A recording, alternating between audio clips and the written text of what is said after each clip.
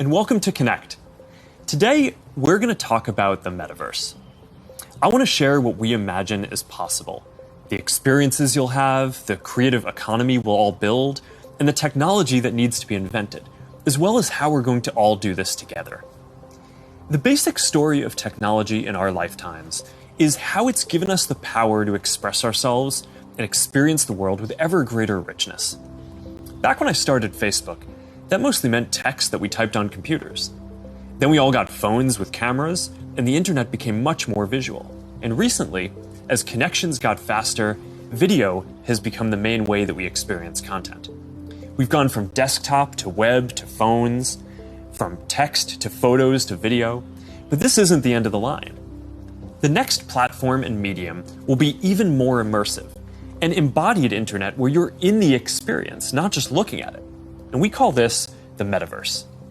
And you're going to be able to do almost anything you can imagine. Get together with friends and family, work, learn, play, shop, create, as well as entirely new categories that don't really fit how we think about computers or phones today. Now, since we're doing this remotely today, I figured let's make this special. So we've put together something that I think is really going to give you a feeling for what this future could be like. We believe the metaverse will be the successor to the mobile internet. We'll be able to feel present, like we're right there with people, no matter how far apart we actually are. We'll be able to express ourselves in new, joyful, completely immersive ways, and that's going to unlock a lot of amazing new experiences. When I send my parents a video of my kids, they're going to feel like they're right in the moment with us, not peering through a little window. When you play a game with your friends, you'll feel like you're right there together in a different world, not just on your computer by yourself. And when you're in a meeting in the metaverse, it'll feel like you're right in the room together, making eye contact, having a shared sense of space, and not just looking at a grid of faces on a screen. That's what we mean by an embodied internet. Instead of looking at a screen, you're going to be in these experiences. Everything we do online today, connecting socially, entertainment, games, work, is going to be more natural and vivid. This isn't about spending more time on screens. It's about making the time that we already spend better. Screens just can't convey the full range of human expression and connection. They can't deliver that deep feeling of presence. But the next version of the internet can. That's what we should be working towards. Technology that's built around people and how we actually experience the world and interact with each other. That's what the metaverse is all about. Now, the best way to understand the metaverse is to experience it yourself, but it's a little tough because it doesn't fully exist yet. Some of the basic building blocks are here though, and others are starting to emerge as we speak. We're starting to get a sense of how it could all come together and what it could feel like. So today we're going to do something a little bit different. Rather than just focusing on this year's products like a normal keynote, we're going to talk about the future. So let's start by exploring what different kinds of metaverse experiences could feel like, starting with the most important experience of all, connecting with people. You put on your glasses or headset and you're instantly in your home space. It has parts of your physical home recreated virtually, it has things that are only possible virtually, and it has an incredibly inspiring view of whatever you find most beautiful. Hey, are you coming? Yeah, just gotta find something to wear.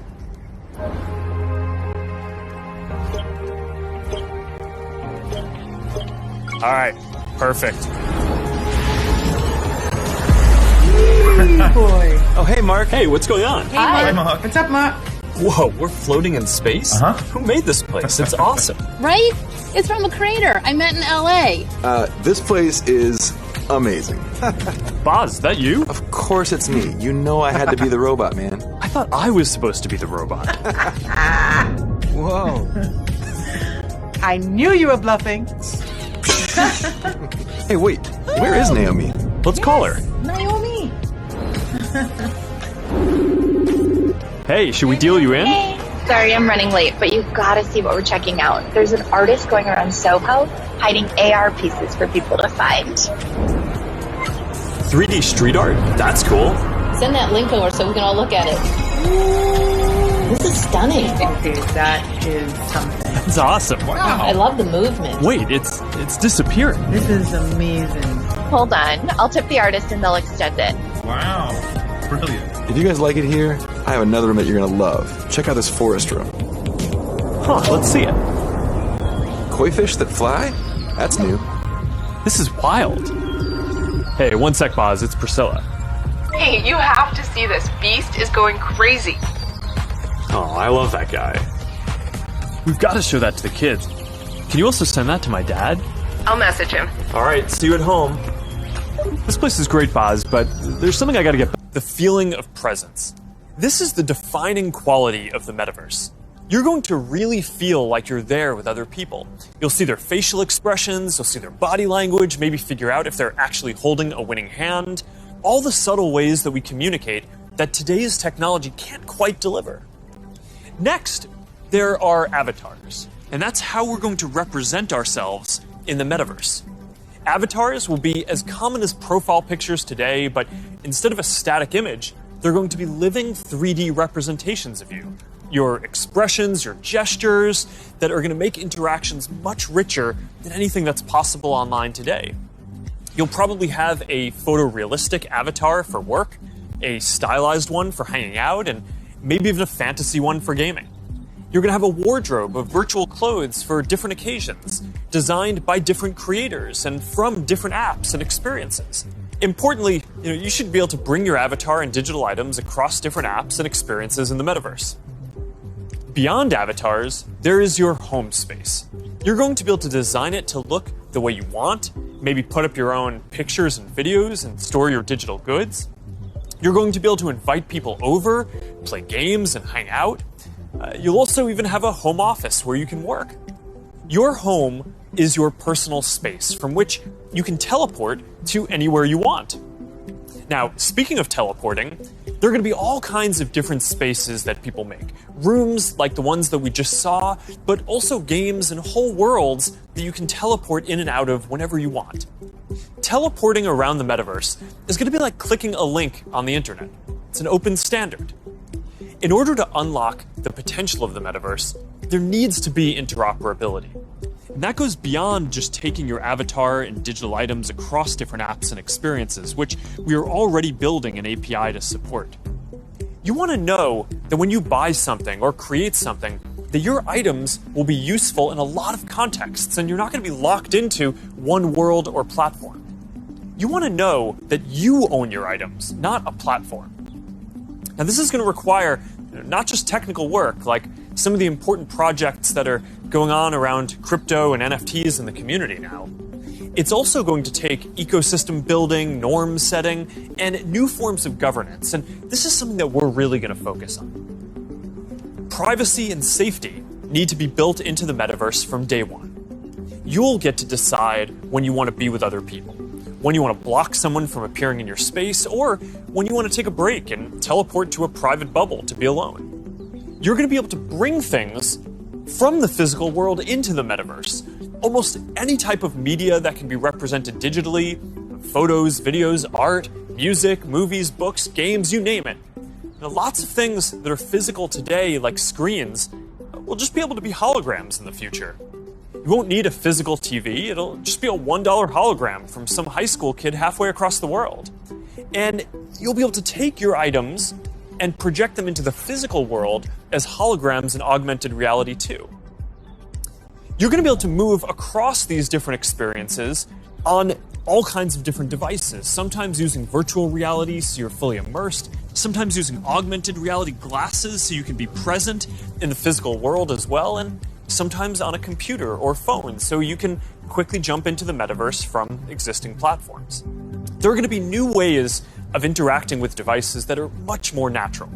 Instead of typing or tapping, you're going to be able to gesture with your hands, say a few words, or even just make things happen by thinking about them. Your devices won't be the focal point of your attention anymore. Instead of getting in the way, they're going to give you a sense of presence in the new experiences that you're having and the people who you're with. Now, these are some of the basic concepts for the metaverse. And while this may sound like science fiction, we're starting to see a lot of these technologies coming together. In the next 5 or 10 years, a lot of this is going to be mainstream. And a lot of us will be creating and inhabiting worlds that are just as detailed and convincing as this one on a daily basis. So even though it's still a long way off, we're starting to work on some of these foundational concepts today. Horizon is the social platform that we're building for people to create and interact in the metaverse.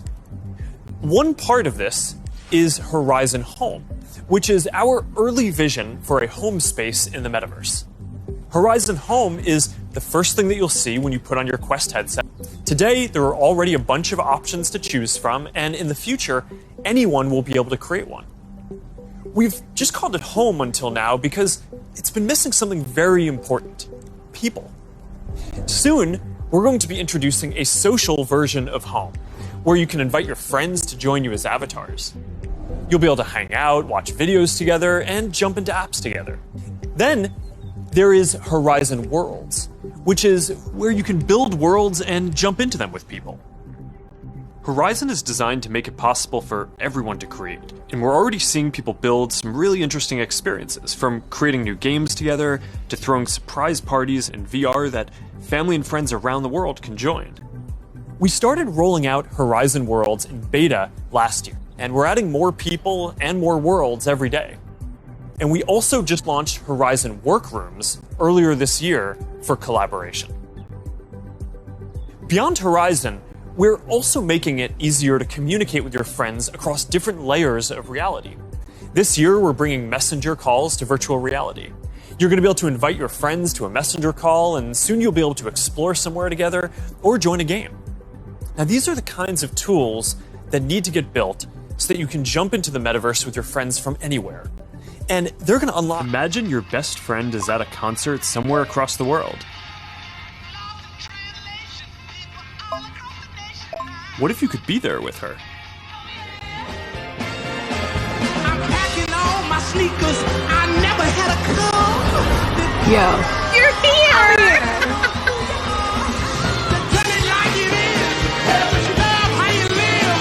When you're doing what you're doing, just tell the truth. Just tell it, just tell it, just tell it, just tell it.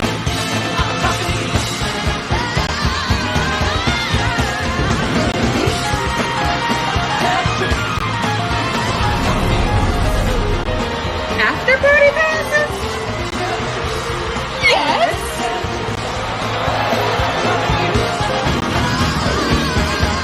I want you to tell it like it is. Love how you live. When you're doing what you do, just tell the truth.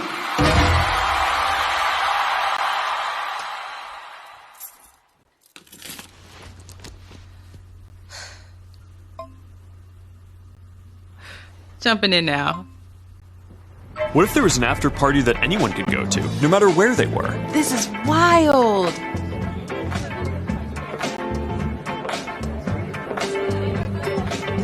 Hey, check this out. Charity auction happening. Oh, there's swag. And when you go to the after party, you could connect with other fans, hear new versions of your favorite songs, and check out the merch that just dropped. Ooh, I like that one. Well, now you've got to get it. You can start to see how the metaverse is going to enable richer experiences by letting us add new layers to the world that we can interact with. Creators and artists are going to be able to connect with their audiences in new ways and really bring them into these shared experiences. Now, there's a lot that needs to get built to create experiences like this, but we're working on some of these pieces right now with Spark AR. First, we're building tools that creators can use to place digital objects into the physical world and let people interact with them. And rather than just simple visual effects, new creator capabilities will support 3D objects that can respond and react realistically, including a realistic sense of depth and occlusion.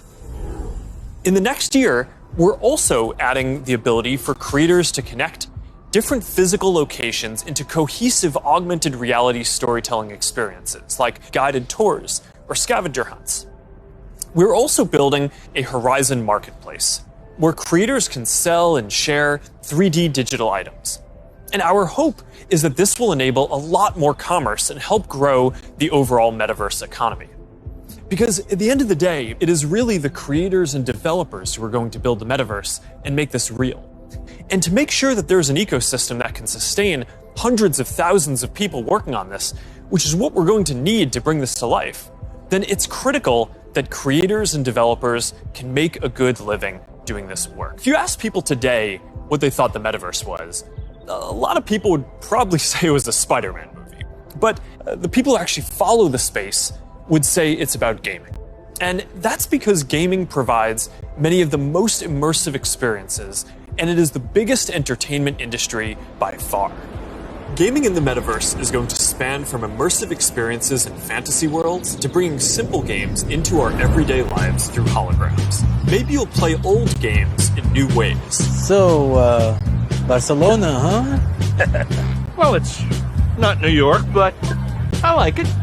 New York misses you. What's that? I said, let me put my game face on so I can beat you. Okay. Check. I gotta try another game face next time. Maybe you'll go head-to-head with players from around the world. Like a shop. Some call it skill. Keep talking. Or maybe you'll do things that aren't even possible in gaming today.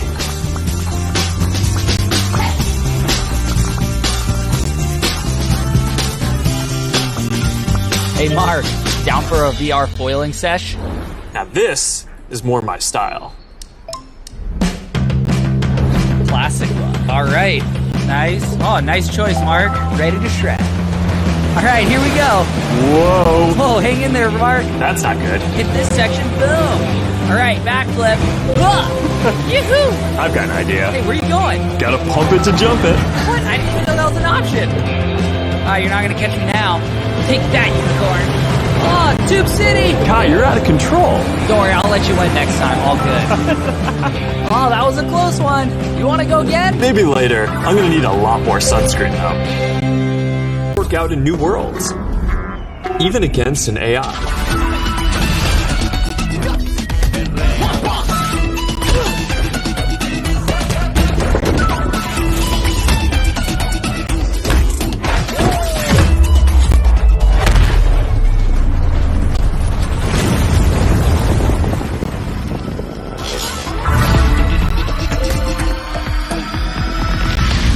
Maybe you'll get some friends together for some 3-on-3. Maybe play pickup with people on the other side of the world.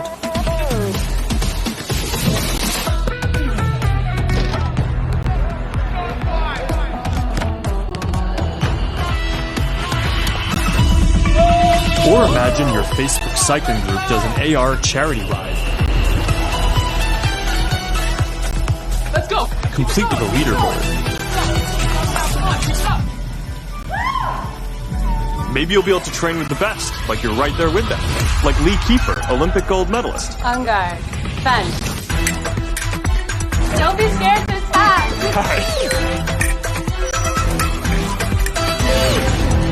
You seem like a natural. Whoa.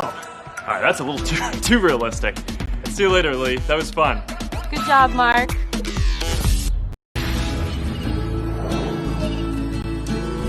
If you were taking astrophysics, you could study in the metaverse. Did you know the rings are made up of billions of icy particles? Really? Look at this.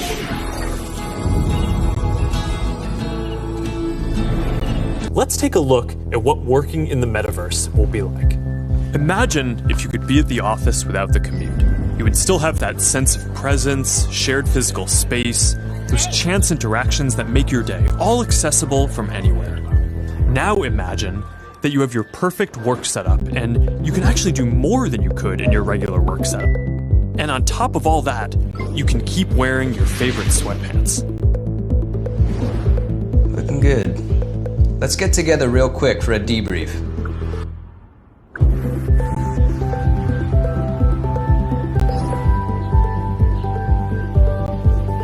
I'm free now. Let's jump in. Hi. Hey. So what do we think?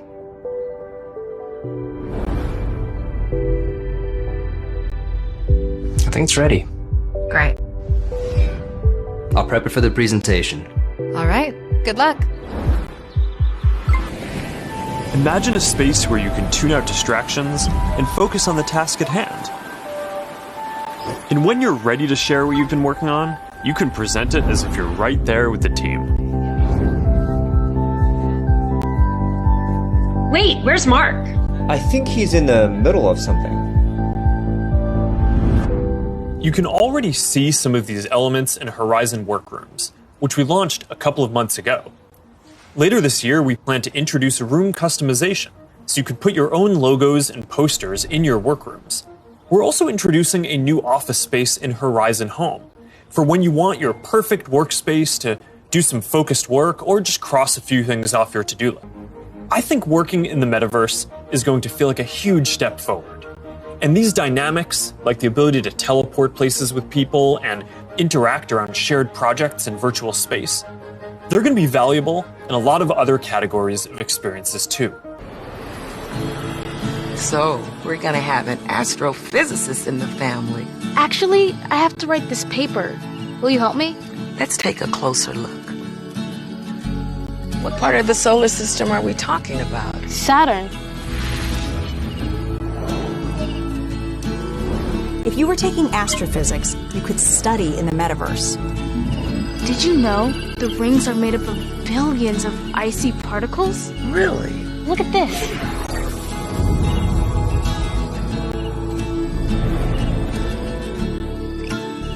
You ready to do that paper now, right? Yeah. A headset or glasses, you'll be able to pull up schematics for your studying, or maybe even the service manual for a vehicle you're learning to repair. Let's say you're a med student or a doctor. With apps like OSO VR, you can learn new techniques in surgery firsthand, practicing until you get it right.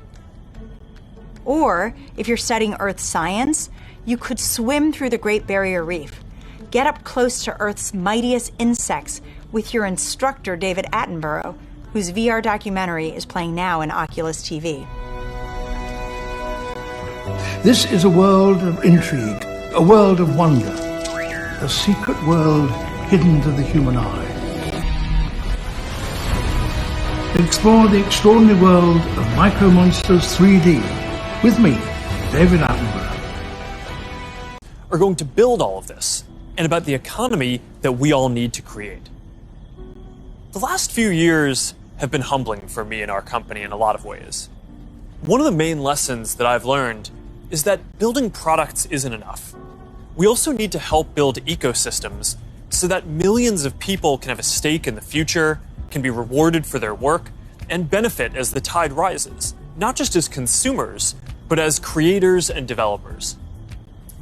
But this period has also been humbling because as big of a company as we are, we've also learned what it is like to build for other platforms. And living under their rules has profoundly shaped my views on the tech industry. Most of all, I've come to believe that the lack of choice and high fees are stifling innovation, stopping people from building new things, and holding back the entire internet economy. We've tried to take a different approach. We want to serve as many people as possible, which means working to make our services cost less, not more. Our mobile apps are free. Our ads business model is an auction which guarantees every business the most competitive price possible. We offer our creator and commerce tools either at cost or with modest fees to enable as much creation and commerce as possible. And it's worked. Billions of people love our products. We have hundreds of millions of businesses on our platform, and we have a rapidly growing ecosystem and a thriving business. That's the approach that we want to take to help build the metaverse too. We plan to continue to either subsidize our devices or sell them at cost to make them available to more people. We'll continue supporting sideloading and linking to PCs so consumers and developers have choice rather than forcing them to use the Quest store to find apps or reach customers. And we'll aim to offer developer and creator services with low fees in as many cases as possible so we can maximize the overall creator economy, while recognizing that to keep investing in this future, we'll need to keep some fees higher for some period to make sure that we don't lose too much money on this program overall. After all, while a growing number of developers are already profitable, we expect to invest many billions of dollars for years to come before the metaverse reaches scale. Our hope, though, is that if we all work at it, then within the next decade, the metaverse will reach 1 billion people, host hundreds of billions of dollars of digital commerce, and support jobs for millions of creators and developers. We'll try to lay out how some of this commerce model will work, but I also want to be upfront about the fact that there's a ton that we just don't know yet. What I can tell you, though, is that we are fully committed to this. It is the next chapter of our work, and we believe, for the internet overall. And our strategy and track record show that we will do everything we believe is sustainable to grow the community. Boz is going to join us to talk about what people are already building for the metaverse and what kinds of tools we can create to help out. Hey, Boz. I'm still kind of jealous of your robot avatar. Yeah, man, you gotta have the robot when you're working your dance moves. We've come a long way since the early days of VR, thanks to the developers and the creators who see the potential to entertain and to educate. But of course, we still have a lot farther to go. So to keep the pace of innovation moving faster and empower more use cases, we do have a few exciting announcements. Today, we're introducing the Presence platform, which is a broad range of machine perception and AI capabilities that empower developers to build mixed reality experiences on Quest 2. You want to tell us more about the Presence platform? Yeah, we've said before that realistic presence is the key to feeling connected in the metaverse. And the Presence platform's capabilities are what's going to deliver on that promise. Things like environmental understanding, content placement and persistence, voice interaction, standardized hand interactions. In fact, let's start with hands. I mean, the human hand is an engineering marvel. And bringing hands into VR was no easy feat. It required a lot of collaboration against product, design, research, but we continue to improve that product, finding new ways to navigate with gestures and interact with VR. So today, we're introducing the Interaction SDK, a library of modular components that will make it easy to add hand interactions to your apps. That's pretty exciting. Yeah, we really think that this is going to help people accelerate the build time for new and existing titles that allow people to use their hands more naturally in more virtual experiences. Now, in addition to hands, there's another exciting interaction space for VR. That's your voice. The Voice SDK lets developers integrate voice input into their games and apps so they can create new gameplay and navigation. So soon, you'll be able to jump into a FitXR workout and shake up your routine just by saying, "Surprise me." Oh, yeah, I've tried this one before. This one's really tough. Yeah, me too. It is. Since we launched the Pass-Through API, we've already seen breakthrough experiments from developers that blend the virtual and the real world. Soon, with our next SDK release, developers will be able to ship their mixed reality apps on the Oculus Store and an App Lab. Now, of course, access to pass-through by itself is not enough. To achieve that rich mixed reality experience, apps also need to be aware of things in the room and, blend the virtual objects with the physical environment around them so they can coexist in the same space. So developers want to be able to place, persistent world-locked content like animated holograms or your Instagram feed in your real space. And tools like spatial anchors and scene understanding capabilities will help make these mixed reality experiences feel seamless. Now, I'd gladly nerd out with you on the technical details of this with you. I know. But I think it's better to show you. Load the world beyond. This is Oppie. Oppie, come on, Oppie. Who is a good persistent state virtual object layered on an interactive pass-through environment? Oh, you are. Yes, you are. Oppie, sit. Pets in the metaverse, man. Just as stubborn as they are in the physical world. You know, Boz, I always really wanted a forest in my living room. Did you? Not really. I'm looking forward to how developers are going to be able to build a new generation of mixed reality experiences on Quest 2. And it also gives us a glimpse of the kind of worlds that people are going to be able to build. Now let's talk about augmented reality. With Spark, we've really focused on those use cases that allow people to both stay engaged with the world around them, but also stay connected to the people that they're not around. And creators are really leading the way here. And we're doing everything we can to support them with our know-how, with our resources, and of course, with tools.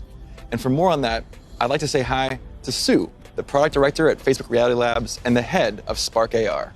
Thanks, guys.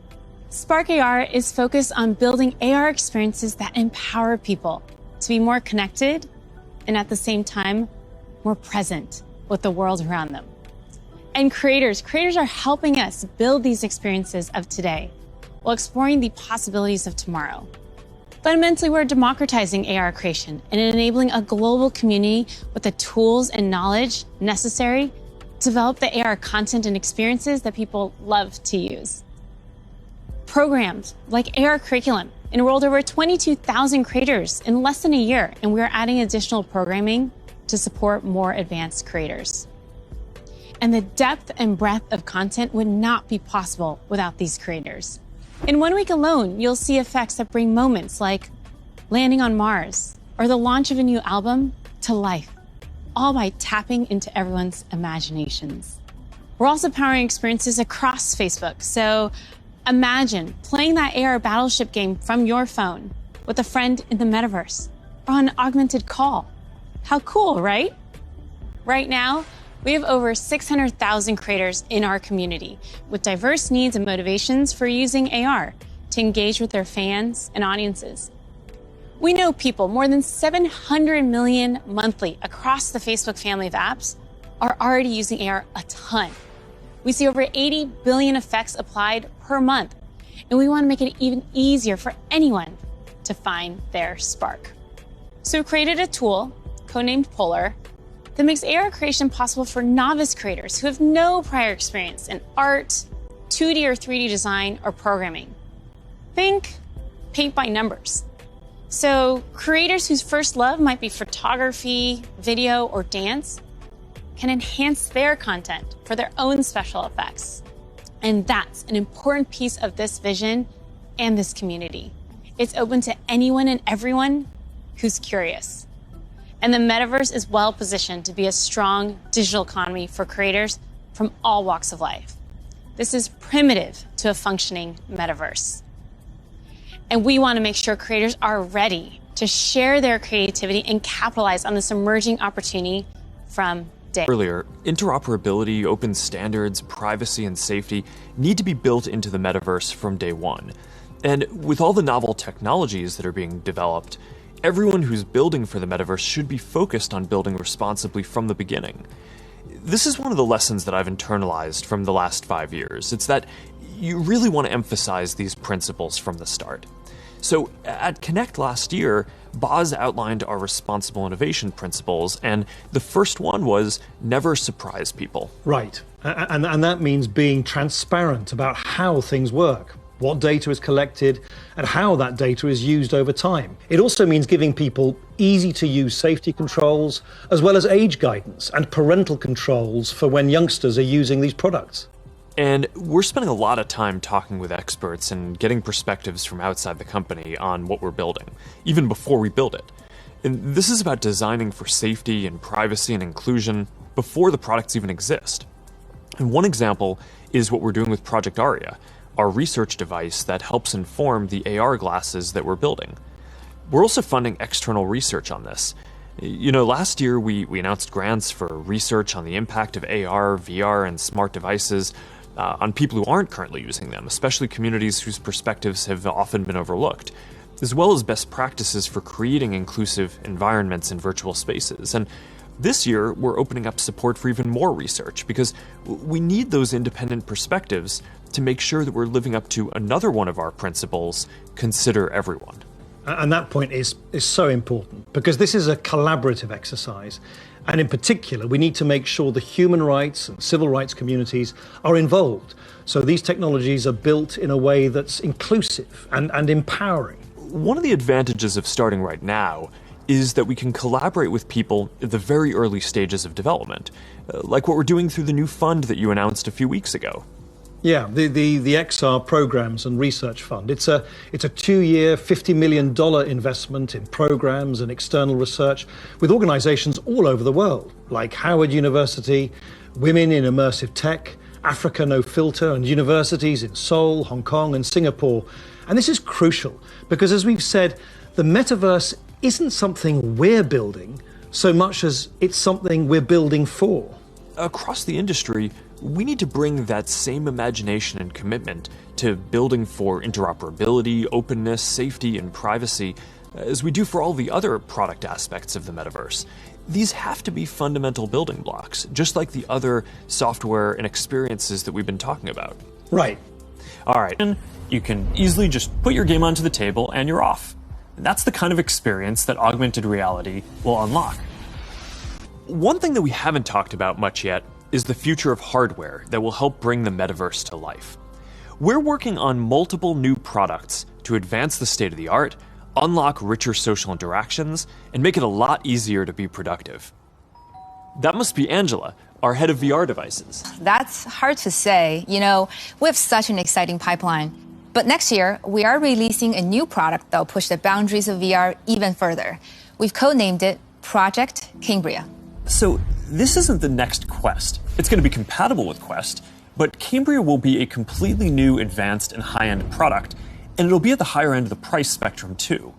Our plan here is to keep building out this product line to release our most advanced technology before we can hit the price points that we target with Quest. All right, so let's talk about some of the new advances here. Yeah, sure. There's a ton of new tech going into Cambria. For example, your avatar will be able to make natural eye contact and reflect your facial expressions in real time. This way, people you're interacting with will have a real sense of how you're actually feeling. It does mean building more sensors into a form factor that's comfortable to wear for a while. And because we want VR to be for everyone, we also have to make sure avatars represent a diverse set of human facial features and skin tones, as well as paying attention to things like glasses and beards that might get in the way of some of the sensors. So that's going to be a big step forward for social presence, and I'm really glad that we're focused on making it inclusive from the start.